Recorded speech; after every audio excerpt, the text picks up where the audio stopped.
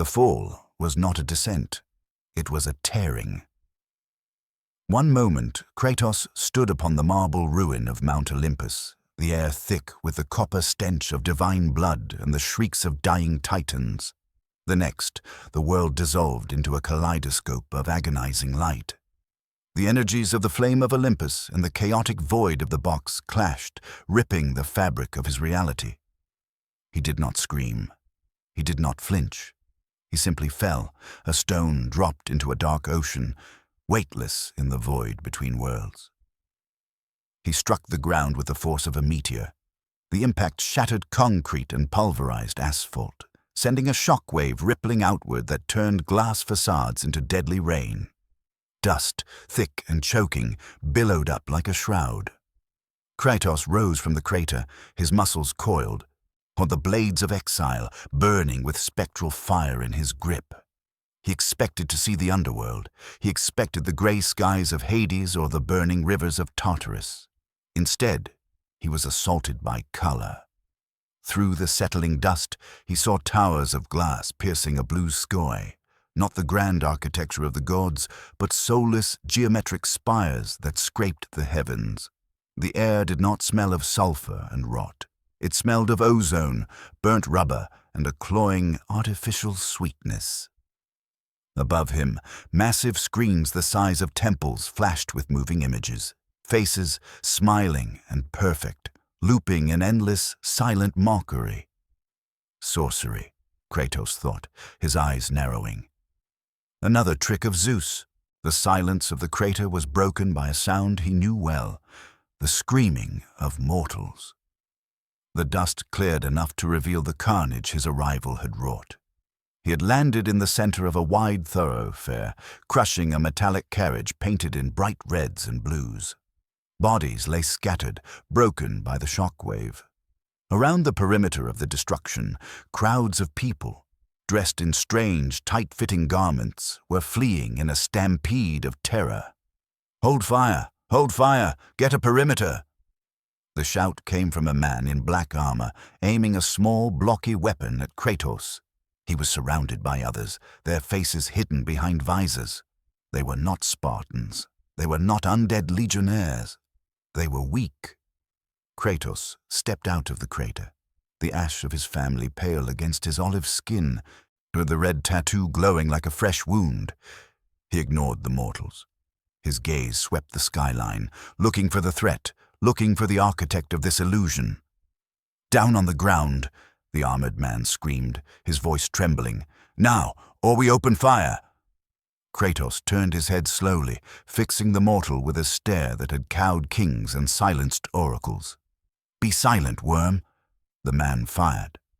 The projectile struck Kratos in the chest and flattened against his skin like a raindrop against stone. Kratos did not blink. He looked down at the small piece of lead falling to the pavement, then back at the mortal. The insult was slight, but the intent was clear. With a growl that sounded like grinding tectonic plates, Kratos lashed out. The Blades of Exile whipped forward on their chains, glowing with the necrotic orange fire of the underworld. The blades sliced through the air, through the armor, through the meat and bone of the lead soldier. The man was bisected at the waist before he could scream.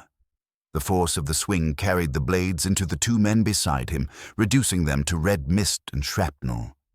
The remaining soldiers opened fire. A storm of lead erupted, sparking harmlessly off the golden fleece strapped to Kratos' right arm. He marched forward, walking through the hail of bullets as if it were a gentle breeze. He caught the nearest soldier by the throat, crushing the windpipe with a wet crunch, and hurled the corpse into a hovering metal chariot overhead. For the machine spun out of control, crashing into a storefront in a bloom of fire. "Target is hostile! Target is hostile! We need air support! We need—" The radio chatter died as Kratos silenced the speaker with a backhand that removed the man's jaw. Suddenly, a sonic boom cracked the sky. The wind pressure dropped. Kratos paused, sensing power. Not divine power, it lacked the ancient weight of Olympus, but power nonetheless. He looked up. 3 figures descended from the sky, floating with practiced grace. They wore tight, colorful armor, their capes snapping in the wind. They hovered above the street, looking down at the carnage with expressions of practiced concern that barely masked their arrogance. The leader, a man in burnished gold and blue armor, drifted lower. His chest bore a stylized shield emblem. This was Rampart. To his left floated a woman wreathed in flickering heat waves. Flare. To his right, a hulking brute in gray plating. Bulwark. "Citizen!" Rampart boomed, his voice amplified by some hidden mechanism. He held up a hand, a gesture of benevolent command. "Cease your aggression immediately. You are in violation of Vought airspace and federal law. Surrender now, and you will be treated fairly." Kratos looked at them. He saw the way they floated, looking down on the mortals, looking down on him. He saw the hunger for adoration in their eyes. He had seen it in Hermes. He had seen it in Helios. Kratos spat. "We are the heroes of this city," Flare added, her hands glowing with thermal energy. "And you're making a mess of our parade. Stand down, ugly." Kratos unhooked the Blades of Exile from his back. The chains rattled, a sound like dungeon doors opening. He felt the familiar surge of adrenaline, the cold clarity of violence. Here, in this strange land of glass and noise, the rules remained the same. "You stand in the path of the ghost of Sparta," Kratos said, his voice low and vibrating with the promise of death. "Move, or die," Bulwark laughed, a deep, resonant sound. "Think he's a tough guy? I'll handle him." The brute dropped from the sky, landing heavily on the pavement 20 feet away. He cracked his knuckles, the sound echoing off the buildings. "All right, Ashface. Let's see what you got." Kratos did not posture. He did not taunt. He simply bent his knees and launched himself forward. The ground beneath him exploded. Bulwark braced himself, planting his armored boots into the asphalt. He was a creature of manufactured density, a man who had stopped a runaway subway train for the cameras only weeks prior. He expected the collision to be violent. He expected to stop the intruder cold. He did not expect to be unmade. Kratos collided with the soup like a cannonball striking a glass pane. There was a sickening crack, wet and sharp, as Bulwark's forearms shattered under the impact of Kratos' shoulder charge. The soupy's confident grin vanished into a mask of pure shock, his breath expelling in a bloody mist. He staggered back, his enhanced durability failing against the physics of true power. Before Bulwark could scream, Kratos seized him. The Spartan's hands, rough as sandstone, clamped onto the soupy's breastplate and shoulder. With a roar that shook the glass in the surrounding storefronts, Kratos pivoted, using his momentum to hurl the 300-pound man into the pavement. The concrete cratered. Bulwark bounced, his spine snapping with the sound of a dry branch. Kratos did not pause to admire his handiwork. He raised a heavy boot and brought it down. The sound was definitive, a wet implosion that silenced the soup's gurgling protests instantly. Above, the two remaining figures hovered, their perfect telegenic faces twisted in horror. They had never seen death like this. They had seen laser burns, they had seen crushed skulls, but they had never seen erasure. They had never seen a man treated as an obstacle to be dismantled with such industrial efficiency. "Monster!" Flare shrieked, her hands ignited, the air around her shimmering with thermal distortion. She thrust her palms forward, unleashing a torrent of white-hot plasma directly at the Spartan. The fire washed over Kratos. It was hot, hotter than a forge, but it lacked the divine malice of the Chimera or the scorching gaze of Helios. Kratos raised his right arm. The golden fleece, strapped to his forearm, flared with golden light as it drank the energy. The magical artifact hummed, hungry and alive. Kratos snarled and whipped his arm forward. The fleece expelled the absorbed energy, not as a beam, but as an explosive shockwave of golden fire. The blast caught Flare in midair. Her scream was cut short as the concussive force snapped her flight trajectory, slamming her into the side of a glass skyscraper. She fell 60 stories, a broken doll trailing smoke, and hit the street with a final, insignificant thud. Rampart was alone. The leader of the Vought response team hovered 20 feet up, his eyes wide, his breathing rapid. His corporate training, his media coaching, his scripted banter, all of it evaporated. He looked at the ash-skinned nightmare standing amidst the ruin of his team, and he felt the primal, reptilian urge to flee. But the cameras were rolling, the drones were watching.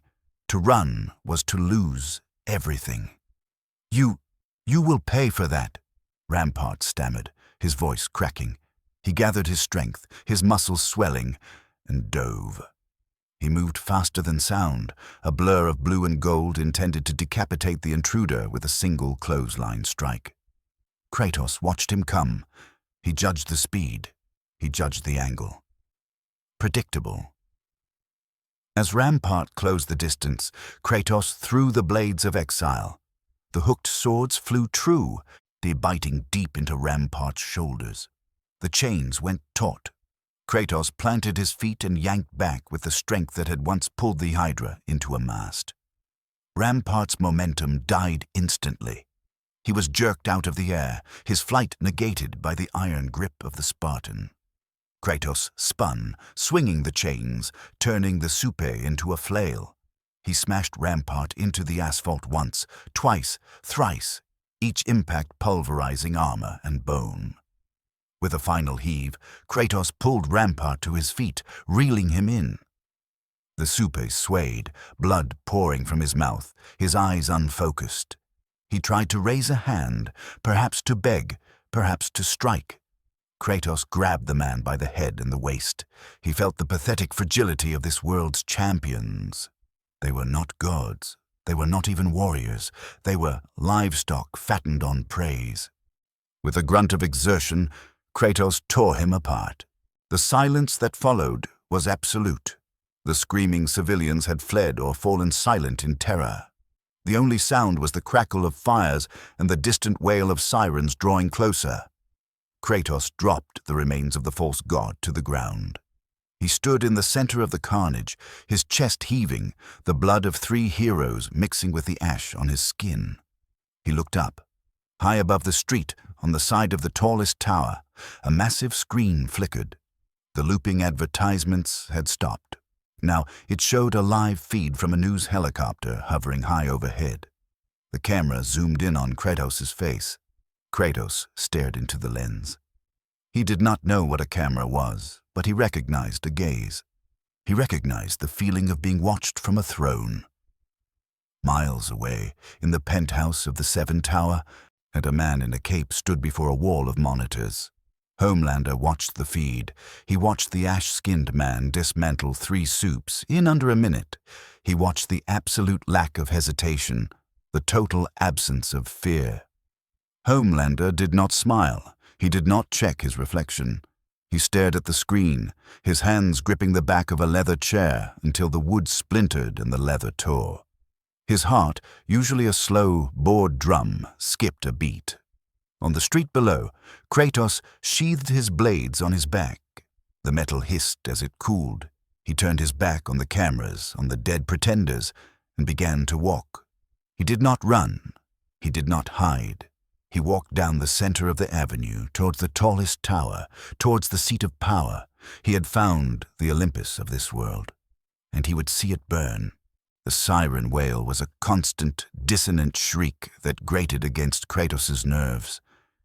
He walked through the canyon of glass and steel, his boots crunching over broken safety glass and the spent brass of casing shells. The mortals had fled, leaving the streets abandoned save for the distant, hovering mechanical buzzards that watched him with unblinking glass eyes. He did not run. A Spartan does not run from an enemy he does not respect. Ahead, a phalanx of black armored vehicles screeched around the corner, drifting into a barricade formation. They were sleek, unmarked, and radiated a menacing, silent efficiency. Doors slid open, men poured out, not the colorful peacocks of the sky, but soldiers. They wore matte black composite armor and wielded weapons that hummed with contained energy. Target acquired. A voice crackled over a loudspeaker devoid of emotion. Deploying suppression measures. Authorization Theta 9. Lethality engaged. Vincent Thorne, Vaught's head of security, watched from the command vehicle's monitor. He had handled rogue Supes before. Usually, a heavy dose of halothane gas and sonic agitation was enough to drop them. He signaled the attack. A wave of concussive sound erupted from the lead vehicle, a sonic cannon designed to liquidate the equilibrium of a speedster. Kratos stopped. The air rippled around him. The sound was deafening, a physical pressure that sought to drive him to his knees. He gritted his teeth, the muscles in his neck cording like steel cables. To a man who had heard the screams of the damned in the river Styx, this was merely noise. Ineffectual, Kratos growled. He reached over his shoulder and unslung the bow of Apollo. The weapon, looted from the sun god himself, glowed with an inner heat that warped the air. Kratos drew the string.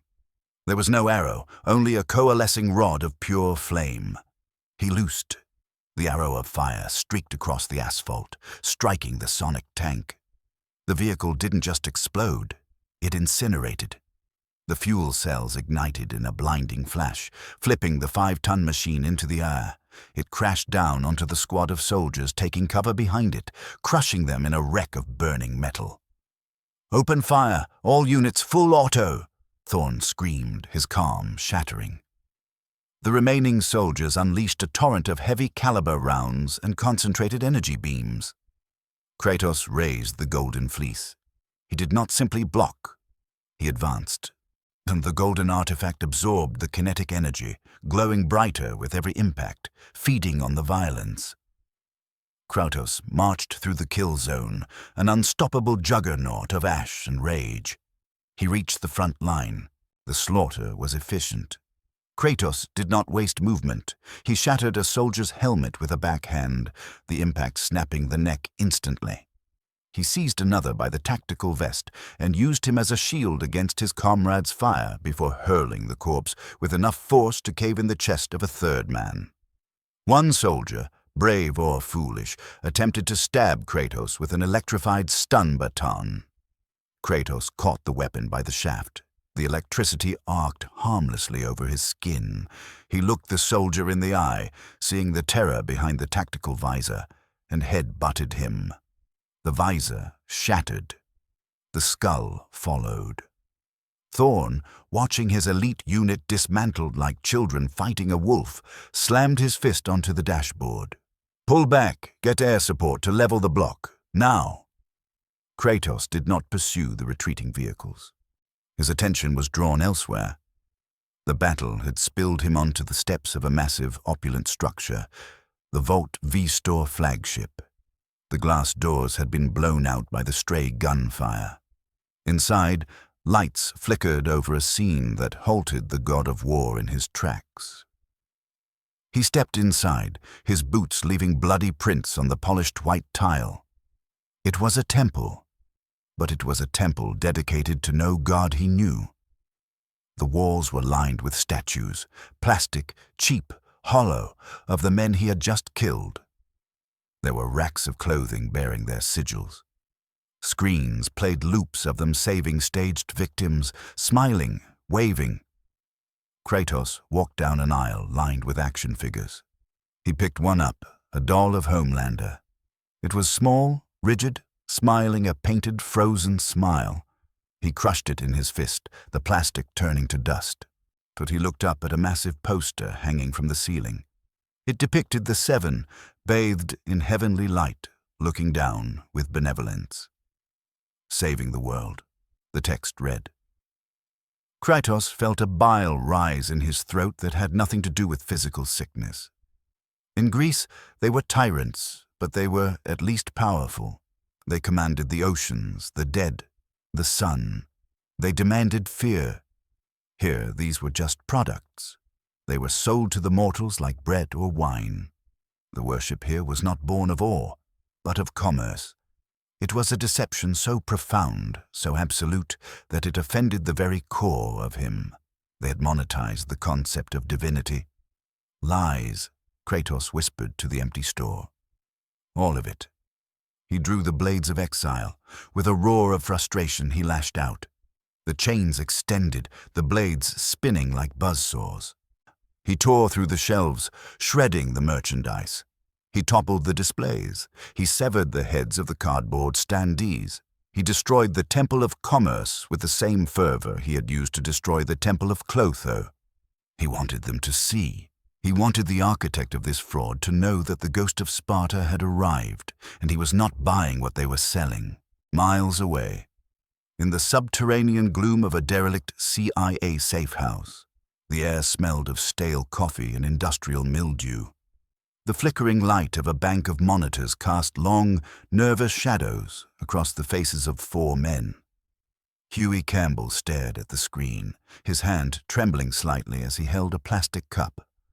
On the monitor, grainy footage replayed the moment Kratos bisected the Vault security officer.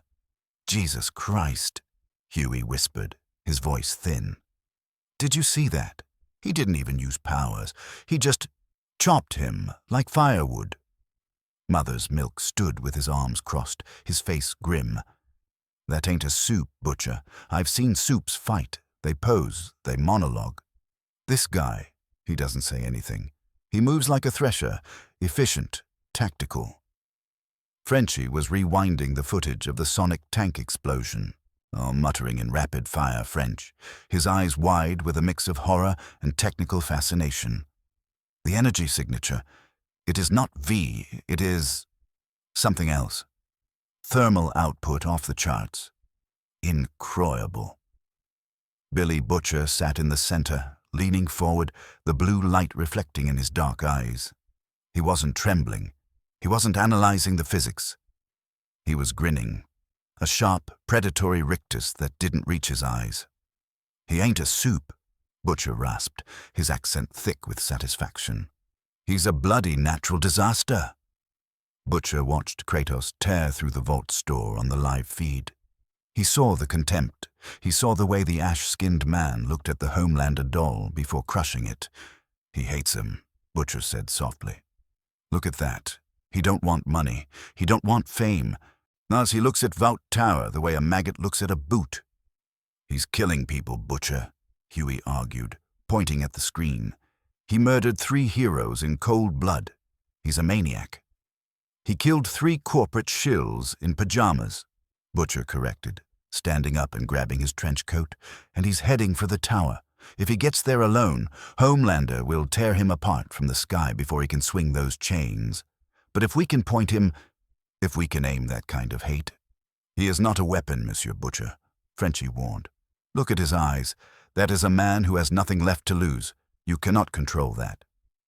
"I don't need to control him," Butcher said, checking the magazine of his rifle, though he knew bullets would be useless. "I just need to make sure he gets a fair shot at the kingshit himself. Let's go. Before Vought drops a nuke on Midtown." High above the city, in the rarefied air of the Vought Tower penthouse, the silence was suffocating. Ashley Barrett was pacing, shouting into a phone, coordinating spin doctors, legal teams, and crisis actors. "I don't care. Tell them it's a supervillain attack. Tell them it's a terrorist cell from overseas. Just get the stock price stabilized." Homelander stood by the window. He was not shouting. He was perfectly, terrifyingly still. His super hearing picked up the heartbeat of every person in the room, Ashley's frantic rabbit pulse, the deep's slow, terrified thrum from the corner. But his focus was on the street below, miles down. He could hear the screams. He could hear the crunch of the merchandise being destroyed in the flagship store. And beneath it all, he heard a heartbeat. It was slow, heavy, powerful.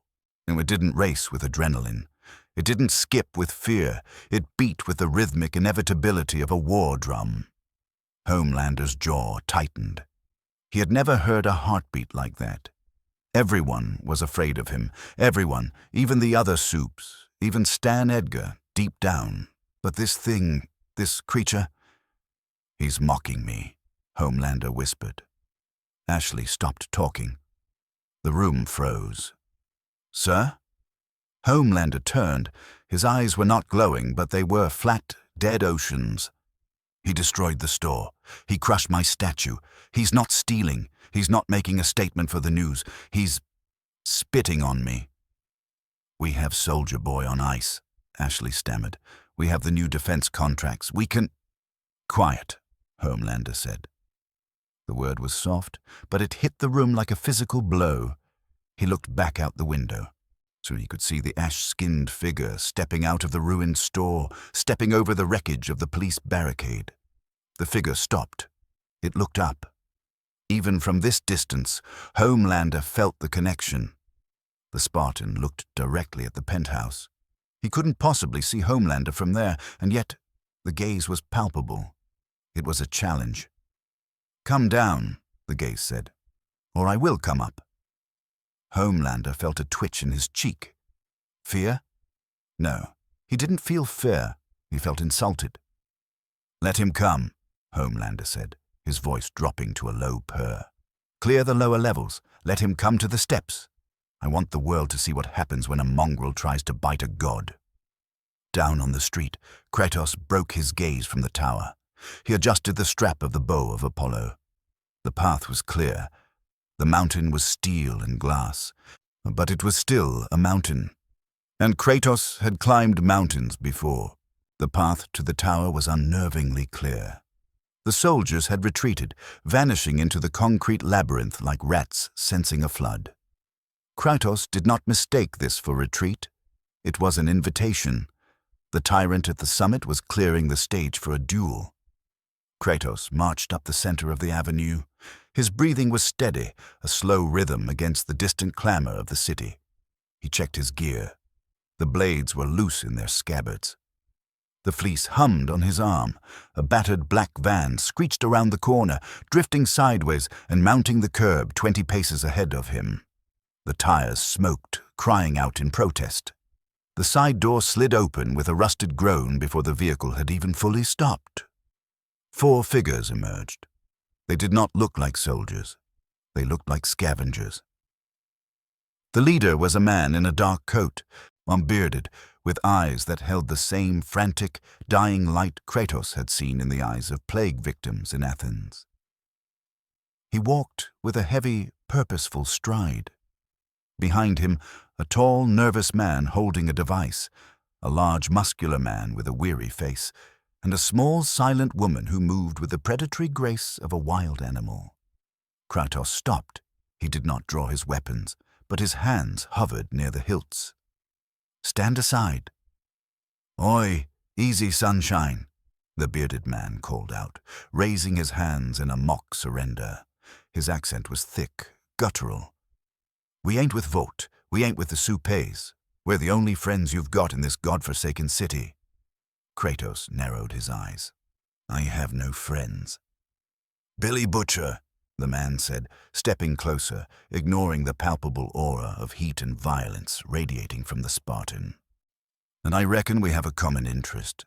That heavy hitter you're marching toward, the one in the cape, he needs dying, badly." Kratos looked at Butcher. He saw the sickness in the man, not just the physical rot Kratos could smell on his blood, but the spiritual rot. This was a man consumed by vengeance, but he lacked the discipline to wield it. He was desperate. "And you wish to use me?" Kratos said flatly. It was not a question. "I wish to point you in the right direction." Butcher grinned, though it looked painful. "Homelander ain't like those tin soldiers you just minced. He flies. He shoots lasers out of his eyes. He's indestructible. You go up there alone, he'll drop you from the stratosphere." "I have killed things that fly," Kratos rumbled, stepping forward. The group flinched, all except the woman. "I've killed things that cannot die. Move." "We have a weapon," the tall Huey blurted out, stepping up beside Butcher. "Or, we know where one is. A virus. It kills Supes if we work together. Kratos laughed. It was a dry, harsh bark. Poisons, tricks, the tools of cowards. He remembered the sisters of fate. He remembered Hera's drunken ramblings. He remembered Athena's whispering. Use the box, Kratos. Use the power. You are no different than the ones you hate, Kratos said, looking down at Butcher. You seek to bind a monster, to kill a monster, but you do not hold the leash. Butcher's smile vanished. His face hardened into granite. Listen to me, you thick pillock. You don't know what he is. He's a psychopath with the power of a nuke. He killed my wife. He's got the boy. I don't care if you're a god, a demon, or a bad hallucination. You need us.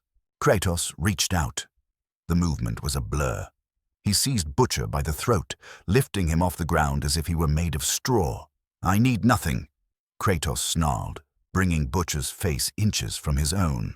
I'm not your weapon. I'm not your savior. I'm the end of this world's illusions. The woman, Kimiko, screamed, a silent, feral sound, and launched herself at Kratos. Kimiko hit him like a feral cat, her claws scrabbling for purchase against the ash-coated skin of his neck, seeking the jugular. She was fast, faster than a mortal, faster than the undead legionnaires of the underworld. But to Kratos, who had tracked the movements of Hermes, she was moving through molasses. He didn't release Butcher.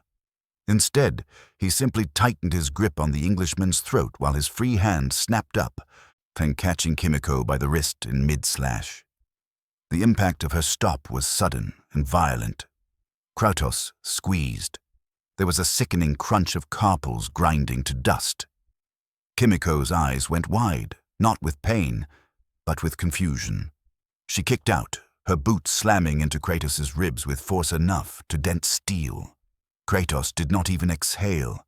He swung his arm, using her trapped wrist as a pivot, and slammed her body into the pavement.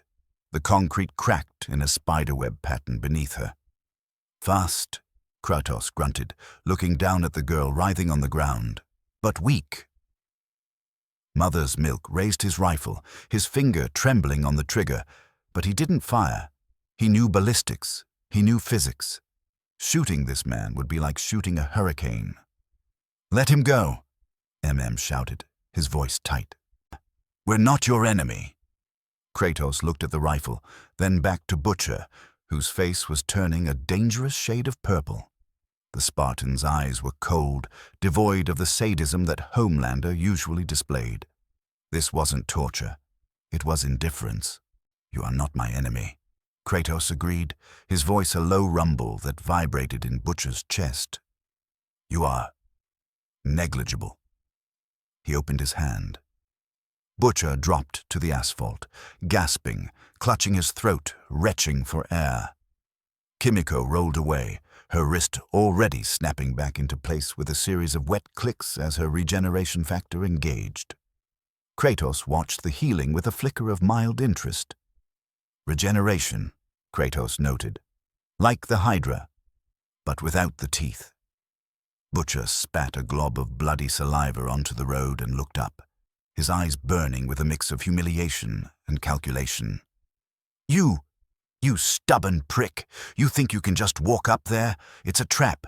He's cleared the building. He wants you on his turf. I know, Kratos said, turning his gaze toward the looming obsidian monolith of Vought Tower. He invites death. He invites an audience, Butcher rasped, struggling to his feet. He's got cameras on every floor. He's got the 7 waiting in the wings. You walk in there, you're playing his game. Kratos turned back to them one last time. The sheer weight of his presence made Huey take a step back. I have played the games of gods, mortal. I have solved their riddles with blood. I have navigated their labyrinths and collapsed them upon their heads. This Homelander believes he is setting a stage. Kratos reached over his shoulder, his fingers brushing the hilt of the blades. He is digging a grave. He has a son, Huey blurted out. Kratos froze. The air around him seemed to drop 10 degrees. The fire of the blades dimmed, then flared hotter. He turned his head slowly, fixing the lanky mortal with a stare that could peel paint. What? The kid, Huey stammered, realizing he might have just made a fatal error. Ryan, he's in the tower, Homelander's son. He's just a kid. He's innocent. Kratos stood in silence for a long moment. The memories of a temple in Greece, of thick fog, of a wife and a daughter bleeding out by his own hand, clawed at the back of his mind. The rage spiked, hot and white, but he pushed it down into the furnace. Then the boy should leave, Kratos said, his voice dropping to a whisper that carried more menace than a shout. He turned his back on them. Wait, Butcher yelled. If you kill the boy, if you cross that line, you're no better than him. Kratos did not stop. He did not look back. He marched toward the shattered glass doors of the lobby. Stay out of my way, Kratos called back, the wind carrying his words like a sentence, or I will clear you from it. Butcher watched him go, his hand rubbing the bruises forming on his neck. Frenchie, he croaked into his comms. You get that virus ready, because if the Spartan fails, or if he decides to wipe the slate clean, we're gonna need to drop 'em both. The lobby of Vought Tower was a cathedral to capitalism, a sprawling expanse of white marble, gold leaf, and 60-foot towering screens that broadcast the smiling faces of the world's saviors. But as Kratos kicked open the shattered blast doors, the screens flickered and died, plunging the room into a twilight gloom illuminated only by the emergency strobes and the necrotic orange glow of the Blades of Exile. A massive screen descended from the ceiling, flickering to life to reveal the calm, bespectacled face of Stan Edgar. Impressive, Edgar's voice echoed through the lobby, amplified and crisp. Raw kinetic output exceeding anything in our database. But you are operating on a primitive frequency. Violence is a language, yes, but you are shouting when you should be whispering. Kratos ignored the screen, and Kratos turned his gaze to the elevators as the chime sounded. The doors slid open. They were waiting for him. Stan Edgar had played his hand. He had not sent soldiers, he had sent the Pantheon. Arranged in a defensive phalanx at the foot of the grand staircase stood the Seven, or what passed for them in this decaying age. In the center stood Sister Sage, her hands clasped behind her back, her expression one of bored calculation. To her right, the new Black Noir hovered silently off the ground, twitching slightly. The Deep gripped a trident prop taken from a display case, looking nauseous. Firecracker stood with her phone out, live streaming, a desperate grin plastered on her face. Kratos marched toward the elevators. The Deep, looking panicked but cornered, summoned a burst of bravado. You don't belong here, man. The Seven own this city. Target is here, guys, Firecracker shouted at her phone, her voice shrill. The terrorist is... Kratos did not let her finish. He did not monologue. He marched forward, the chains on his forearms dragging across the marble with the sound of a serpent sliding over bone. Get him, the Deep yelled, his voice cracking. Black Noir flew forward, silent and lethal, aiming for Kratos from the air. At the same moment, the Deep charged with a roar, thrusting the trident. Kratos unhooked the Blades of Exile. He spun. The chains extended, glowing with the fire of the river Styx. The first swing caught the Deep's trident, snapping the metal shaft like a twig. The blade continued its arc, slicing across the Deep's chest, carving through the scaled armor and into the gills. The Deep fell back, gurgling, clutching his chest as blood, dark and thick, sprayed the white floor. Noir dove, his fists glowing with impact energy. Kratos didn't dodge. He caught Noir out of the air with the blades, the hooks sinking into the Supes' flight suit and flesh. With a roar of effort, Kratos slammed the flyer into the ground, then whipped him upward, smashing him into a marble pillar. The pillar collapsed, burying the silent ninja in a ton of rubble. Firecracker screamed, raising her hands. Sparks, pitiful, glittering fireworks, erupted from her fingers, aimed at the man who had tanked the lightning of Zeus. The sparks bounced harmlessly off Kratos' ash-coated skin. He walked through the display, the heat not even registering. She scrambled backward, tripping over her own boots. "Wait, wait! I have 3 million followers! I can make you famous! I can—" Kratos backhanded her. It wasn't a punch. It was a dismissal. The blow caught her mid-sentence, spinning her body in the air. She hit the reception desk with enough force to fold the metal. She did not get up. Only Sister Sage remained standing. So she looked at the carnage. 4 of the world's most powerful beings dismantled in under 30 seconds. She looked at Kratos, her mind racing through 1,000 scenarios, 1,000 lies, 1,000 manipulations. "You can't kill me," Sage said, her voice steady, though her heart hammered. "I'm the smartest person on the planet. I can help you. I can tell you where Homelander is. I know where he is," Kratos said. He threw a single blade. It pierced Sage's shoulder, pinning her to the wall behind her. She shrieked, her intelligence offering no defense against pain. Kratos walked past her, ignoring her cries. She was not a warrior. She was an obstacle removed. "I have unthought an asset specifically for this contingency," Edgar continued, his tone unbothered by the dismantling of his team. "A relic of a more brutal age. I believe you two speak the same dialect." The 7 were broken. Kratos reached the elevators, but the doors were dented outward from the inside. Metal groaned. A fist punched through the steel. Then another. The doors were ripped off their hinges and thrown across the lobby, embedding themselves in the far wall. A figure stepped out from the darkness of the shaft. He was clad in tactical green armor, carrying a heavy, triangular brass shield. He had a jawline carved from granite and eyes that had seen wars Kratos knew were petty, but wars nonetheless. Soldier Boy. He cracked his neck, stepping over the unconscious body of the deep.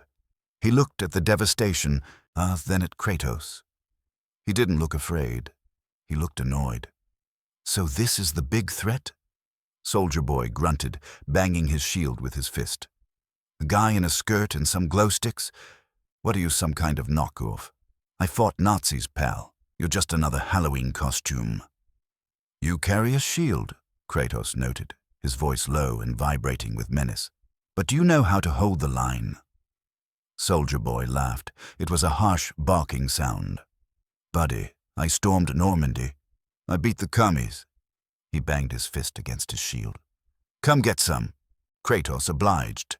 He charged, a bull of Sparta. Soldier Boy braced himself, raising the shield. The collision was seismic. Kratos' shoulder slammed into the brass shield, and for the first time in this world, his opponent didn't fly backward. Soldier Boy slid, his boots carving deep trenches in the marble, but he held his ground. "Strong," Soldier Boy grunted through gritted teeth. "But I'm stronger."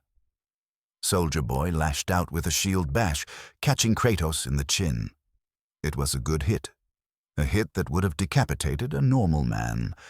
But the Spartan didn't even flinch. Kratos looked back down, his eyes narrowing. The insult of being struck ignited the rage of Sparta. "You are nothing," Kratos roared. "Just a weak mortal." Soldier Boy sneered. His chest began to glow, a radioactive light building beneath the armor. "Till I'm gonna fry that paint off your skin, punk." The beam erupted. A torrent of red radioactive energy slammed into Kratos, a blast designed to burn the compound V out of a Supes' blood and leave them powerless. It washed over the Spartan, engulfing him in a nuclear firestorm that melted the floor tiles and shattered the surrounding glass. Edgar watched the screen, expecting the intruder to fall, depowered and dying. The smoke cleared. Kratos stood untouched. The golden fleece on his arm glowed with a furious, blinding intensity, having drunk the radiation like water. Kratos was not a product of a test tube. His power was woven into his soul, not his blood. There was no V to burn. "Is that all?" Kratos asked. Soldier Boy's eyes went wide. "What the Kratos released the energy. He punched the air, and the fleece unleashed a shockwave of gold and red fire that slammed Soldier Boy backward. The hero hit the reinforced security wall, denting the steel. Before he could recover, Kratos was on him. It was not a fight, it was a dismantling. Kratos ripped the shield from Soldier Boy's grasp and drove the edge of it into the Supes' collarbone, shattering it. He seized Soldier Boy by the face, driving him into the floor, pummeling him with fists that hit harder than artillery shells. Soldier Boy, the strongest Supe of his generation, gasped for air, blood pouring from a ruined nose. "You are a child," Kratos growled, landing a final blow that cracked the floor beneath Soldier Boy's skull. Playing soldier, Kratos stood up. The lobby was a graveyard of broken heroes. On the screen, Stan Edgar's composure finally cracked. He adjusted his glasses, a bead of sweat visible on his temple. "Plan B," Edgar whispered to someone off-screen. "Seal the building, gas the vents, and make him climb the labyrinth." Kratos looked at the screen. He saw the doors locking. He heard the hiss of gas. He looked at the stairs, then at the elevators. He knew they were traps. He knew the layout was designed to herd him, to slow him, to play games. "I do not play," Kratos said. He turned to the massive, shattered window where the deep had been ejected. The wind howled outside, 70 stories up. Kratos walked to the edge. He looked up at the smooth, sheer glass face of the tower rising into the clouds. He drew the Blades of Exile. The wind howled 70 stories above the streets of New York, a gale that would have terrified a lesser man, but to Kratos it was merely turbulence. He ascended Vought Tower, not as a man climbs a ladder, but as a predator tears into prey. With each swing of his arms, the Blades of Exile shattered the reinforced glass and bit deep into the steel skeleton of the skyscraper. The chains rattled like the breathing of an iron lung, the sound lost to the screaming wind. He hauled himself upward, hand over hand, defying gravity with the same disdain he held for the heroes broken in the lobby below. The glass facade of the tower, a monument to corporate vanity, became a ladder of ruin under his ascent. Vought was not content to simply watch him climb. From the helipads on the upper tiers, 3 heavily armed gunships descended, their rotors chopping the air into violent rhythmic thud. They took up positions in a hover, flanking the Spartan on the sheer wall. Heavy-caliber miniguns spun to life with an electric whine. There was no warning broadcast, no demand for surrender. Stan Edgar had realized that words were useless. The order was simply to erase the stain on the building's side. The guns opened fire, tracing lines of destruction across the tower's face. Bullets the size of fingers chewed through the glass and concrete, sparkling against the steel beams. Kratos did not stop his climb. He swung from his left arm, hanging suspended over the abyss by a single chain embedded in the wall, and raised the golden fleece with his right. The divine artifact caught the torrent of lead, glowing brighter with every impact. The kinetic energy pooled within the gold, some screaming for release. With a roar that drowned out the rotors, Kratos punched outward. The absorbed energy erupted as a lance of golden force, striking the lead helicopter in the cockpit. The glass shattered, the pilot was vaporized, and the machine spiraled out of control, crashing into its wingman in a bloom of oily fire and twisting metal. The surviving gunship attempted to bank away, but Kratos was faster. He disengaged his anchor, launching himself into freefall for a heart-stopping second. In midair, he whipped the Blades of Exile outward. The hooks snagged the landing skids of the retreating helicopter. Kratos' weight jerked the aircraft violently downward. He retracted the chains, hauling himself up toward the belly of the machine as it slewed sideways. He landed on the skid, climbed the fuselage, and tore the cockpit door off its hinges. The pilot looked at him, at the ash, the blood, the eyes of a dead man, and screamed. Kratos grabbed the pilot and threw him into the sky, then kicked the controls. He leaped from the doomed machine just as it slammed into the side of the tower, riding the shockwave of the explosion through the shattered windows of the 99th floor. Kratos landed in a roll amidst the smoke and debris of a luxury office, shards of glass dusting his shoulders like snow. He stood up, shaking the debris from the fleece. The air here was thin, cold, and smelled of high-altitude ozone. He was close. He could feel the presence above him, a radiating heat, a pulsating ego that felt like a corrupted sun. He walked through the ruined office, finding the private elevator shaft. He pried the doors open with his bare hands and looked up. The cables had been cut, the car dropped to prevent his ascent. It did not matter. Kratos deployed the Icarus wings, vestigial ethereal feathers stolen from a fallen architect, and rode the updraft of the shaft, boosting himself higher until he reached the service hatch of the roof. He punched through the steel plating, emerging onto the pinnacle. And this was the summit of the world. The wind here was deafening, whipping around the massive vault sign that crowned the building. The city was a grid of lights far below, insignificant and distant. But Kratos did not look down. He looked across the expanse of the roof toward a pristine white patio set with lounge chairs and a polished bar. A slice of suburbia in the sky. Homelander stood there. He was not wearing his stage smile. His cape snapped violently in the wind. He stood with his hands behind his back, watching Kratos emerge from the smoke of the access hatch. But he was not alone. Standing slightly behind him, small and trembling, wearing a miniature version of the suit, was a boy. Ryan looked at the monster that had just clawed its way up the side of the building. He saw the blood of the seven on Kratos' hands, and he saw the ash. And Kratos looked at the boy. For a second, the rage that fueled the Spartan's heart stuttered. He saw the fear in the child's eyes, not the fear of a soldier, but the fear of a son who realizes his father cannot protect him.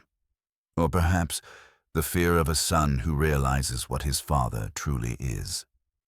Homelander's eyes were already glowing, two twin red stars of malice burning through the gloom of the overcast sky. He did not speak immediately. He studied Kratos, his super senses dissecting the intruder. He heard the slow, tectonic rhythm of Kratos' heart. He smelled the sulfur of the underworld and the copper tang of ancient, dried blood.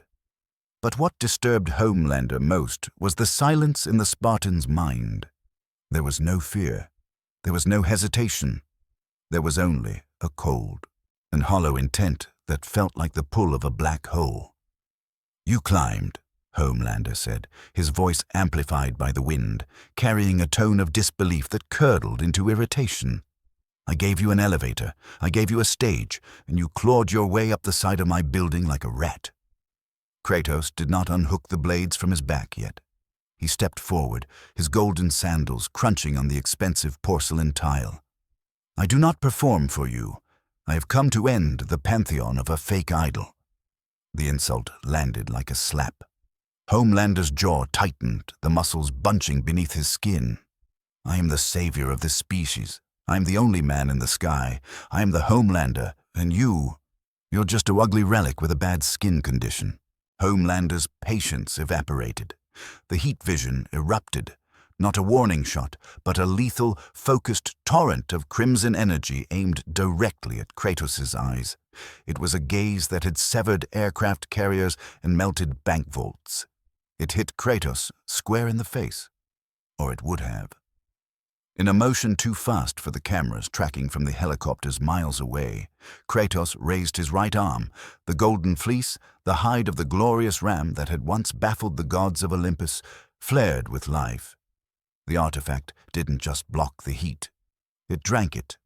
The red energy pooled in the golden wool, swirling like liquid fire, before Kratos swept his arm outward in a brutal backhand motion. The refracted beam slashed across the patio, slicing through the steel support beams of the vault sign and vaporizing the wet bar in a cloud of superheated steam. Homelander drifted back, his eyes widening. "What? You have the gaze of Helios," Kratos growled, the fleece fading to a dull, satisfied glow. but you lack his fire." Homelander snarled, his ego bruising faster than his body ever could. He broke the sound barrier instantly, launching himself at Kratos with the force of a kinetic missile. His fist, capable of shattering diamond, drove into Kratos' stomach. The impact created a shock wave that blew the patio furniture off the roof and shattered the windows of the glimmering skyscrapers 3 blocks away. Kratos skidded back 2 feet. He looked down at the fist buried in his abdominals. He looked up at Homelander. The Spartan's expression hadn't changed, and it remained a mask of bored contempt. Before Homelander could retract his arm, Kratos trapped it, his hand clamping over the Supes' wrist with the crushing pressure of a hydraulic press. "Weak," Kratos whispered. He twisted. There was a sound like a gunshot, the radius and ulna of Homelander's right arm snapping cleanly in half. Homelander shrieked, a sound of high-pitched, childish horror that had never escaped his throat before. He tried to pull away, thrashing in the air, but Kratos was an anchor that would not move. The Spartan yanked him down, slamming the god into the tiles, cracking the roof's foundation. Kratos drew the Blades of Exile. The chains rattled, sensing the blood of a deity, however false. They ignited with the necrotic orange flames of the underworld. Kratos swung. The hooks bit into Homelander's shoulders, tearing through the impenetrable bodysuit and sinking into the genetically enhanced flesh beneath. Homelander screamed again, his eyes flashing wildly, firing beams into the sky in a panic. "You are no god!" Kratos roared, heaving on the chains. He spun, swinging Homelander like a ragged doll. The super smashed through a ventilation unit, exploding metal and coolant into the air. Kratos spun him again, smashing him into the concrete parapet. "You are not even a monster!" Homelander managed to rip the hooks from his flesh, blood spraying across the white roof. He scrambled backward, clutching his broken arm, his chest heaving. The pain was a foreign concept, a new universe he had never visited, and he hated it. He looked at Ryan, who was cowering behind a pile of debris. "Help me!" Homelander screamed at his son, his voice cracking with desperation. "Ryan, burn him! Kill him!" The boy did not move. He stared at his father, this weeping, broken thing, and then at the ash-skinned giant who loomed over them like a judgment. Ryan saw the truth then. The invincibility was a lie. The confidence was a costume. Kratos stepped through the steam of the broken vents. He did not look at the boy. His focus was absolute. He switched weapons, the blades vanishing in a flash of light, replaced by the Nemean Cestus. The massive lion-headed gauntlets clamped over his fists with a heavy, final clang that rang like a funeral bell. "Please," Homelander gasped, backing up until his cape hung over the edge of the abyss. I can give you the company, money, women, whatever you want. I'm the Homelander. I can do whatever I want." Kratos stopped. He looked at the man cowering before him. He remembered the pleas of Helios. He remembered the bargaining of Hera. They all begged in the end. They all thought power was a currency that could buy life. "You can die," Kratos said. Homelander's eyes flared one last time, a desperate, suicidal burst of heat vision aimed at Kratos' heart.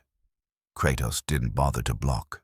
He lunged through the fire, through the heat singing his skin but failing to slow the momentum of a man who had climbed out of hell. The first blow of the Cestus struck Homelander in the chest. The sound was wet and crunching, like a sledgehammer hitting a melon. Homelander's sternum collapsed. He coughed up a fountain of blood. The second blow struck his shoulder, pulverizing the joint. The third blow struck his face. Kratos mounted him. The fury of the Spartan took over. This was not combat. This was an execution. It was the rhythm of the smithy, the hammer falling on the anvil. Right, left, right, left. Homelander's face, the face that was plastered on lunchboxes and billboards across the world, dissolved. The teeth shattered. The nose collapsed. The eyes, those twin lasers of tyranny, were extinguished in a pulp of red and white. The roof could not sustain the violence. The structural integrity of the pinnacle failed. With a groan of tortured steel, the entire top section of the tower listed to the side. Concrete cracked and separated. The Vought sign, unmoored, slid off the edge and plummeted toward the streets miles below. The floor beneath them gave way. Kratos and the corpse of Homelander fell into the interior of the 99th floor, crashing through the ceiling of the Seven's conference room. They landed on the massive mahogany table, shattering it into splinters. Dust and debris rained down around them, burying the pristine corporate boardroom in the wreckage of its own hubris. Kratos stood up from the rubble. He was breathing heavily, but only from the exertion of the slaughter. He looked down at what remained of Homelander. The head was gone, reduced to an unrecognizable smear. The cape was tattered. The body lay twisted at an unnatural angle. The silence that followed was broken only by the settling of dust and the distant groan of the building's skeleton. Kratos deactivated the cestus. The gauntlets vanished. He wiped the blood from his eyes. It was over. Another Pantheon toppled. Another lie exposed. He felt no satisfaction. He never did. The rage was a fire that consumed the fuel and left only ash. A sound came from the hole in the ceiling above, the jagged tear where the roof had been. Small hands gripped the edge of a rebar beam. Ryan dropped down, landing awkwardly in the debris pile. The boy was covered in dust, his suit torn, his face streaked with tears. He looked at the body on the table. He didn't scream, he didn't cry out, he just stared. Then, slowly, he looked up at Kratos. Kratos turned to face the child. The Spartan was covered in gore, a terrifying vision of death. In the boy's eyes, Kratos saw the spark. He saw the same spark he had seen in himself, the spark of power that could burn a world if left unchecked. Ryan's eyes flickered red, a reflex of grief and terror. He took a step back, his hands balling into fists. You killed him." "He was a monster," Kratos rumbled, his voice echoing in the ruined chamber. "Ah, he was my dad," Ryan whispered, the red glow intensifying. Kratos stepped forward. He did not draw a weapon. He did not offer comfort. He loomed over the boy, casting a shadow that swallowed him. He was a weak man, consumed by his own reflection. He sought love from those he enslaved. "That is not a father." Kratos pointed a bloodied finger at the boy's chest. "You may possess his power, but power is a burden, not a gift. If you let it control you, if you seek to be worshipped as he did, you will meet the same end." Ryan trembled. The red glow in his eyes faded, extinguished by the sheer, crushing weight of Kratos' certainty. "What do I do?" the boy asked, his voice small, terrified. "Survive," Kratos said, "and be better." The building groaned again, a deep, ominous sound suggesting imminent collapse. Kratos turned away from the boy. He walked toward the shattered panoramic window that looked out over the city. The sirens below were a choir of panic. The world was changing, the false gods were dead, and the vacuum they left would be filled by chaos. Kratos did not care. Chaos was his element. He stepped onto the ledge. He did not look back at the boy. He did not check to see if Ryan would follow his advice. The Spartan gazed into the mist. He took a deep breath and leaped into the gray sky, away from the ruin of Vought Tower, away from the corpse of the Homelander, and into the mist. He was the ghost of Sparta, and his war was never truly over.